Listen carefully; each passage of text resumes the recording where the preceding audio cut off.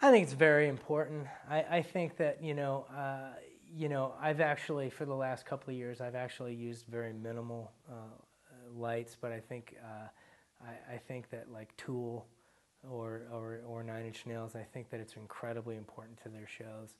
Um, you know, uh, there's obviously, when you have the ability to, if you're going to have a stage show, well, okay, well, how are you going to light it? Well, all of a sudden you can be creative in that way. And Manson, perfect example. It's not just about the music for him. It's about everything. It's about the way he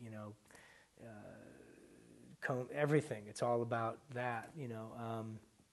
So I think it's very important to industrial music. I think that, I don't know if it's important for all music or all, I don't think that.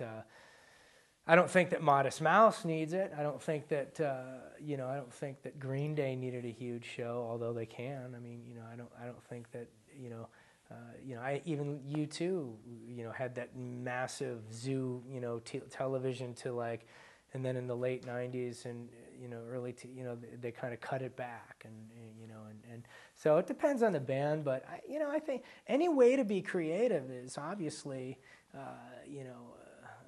an amazing. I mean, my last video for Soldiers of Misfortune, the last video I did with a director, I mean, the entire thing was like, let's make as big a stink over the Iraq War as possible. It was the first record actually for me where, I really, really, really wanted to make it kind of what industrial music was about back in the late the late '80s, early '90s.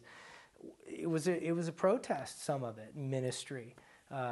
Even Skinny Puppy with Tin Omen, and it was Tiananmen Square. It was based on Tiananmen Square, and I think that that was really important for Soldiers of Misfortune. Soldiers of Misfortune was kind of inspired by a friend of mine that had been serving in Iraq, and he got killed after only being there for 10 days.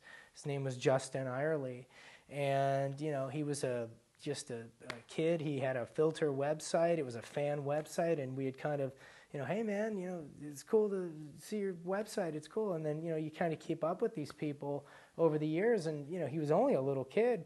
And then he went off to, he joined the Army Reserves to pay for his school.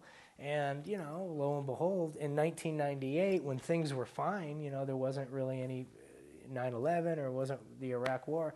And so at the age of 22, he got called out of his senior year in college, which is, again, why he really wanted to go to the service, so he could pay for his schooling in being a computer kid. And they put him in the streets of Baghdad. 10 days later, he was killed. So, as far as, Anthems was concerned, I thought it was very important to kind of take the sentiment and, kind of the, what's the word I'm looking for?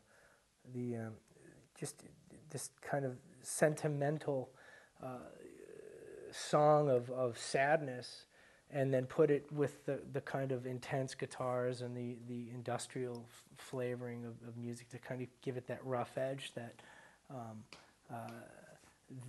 that kind of sums up what war is. And so, it was important to have an American flag at the end of the video, just being, completely covered up in oil, just being swallowed up in oil.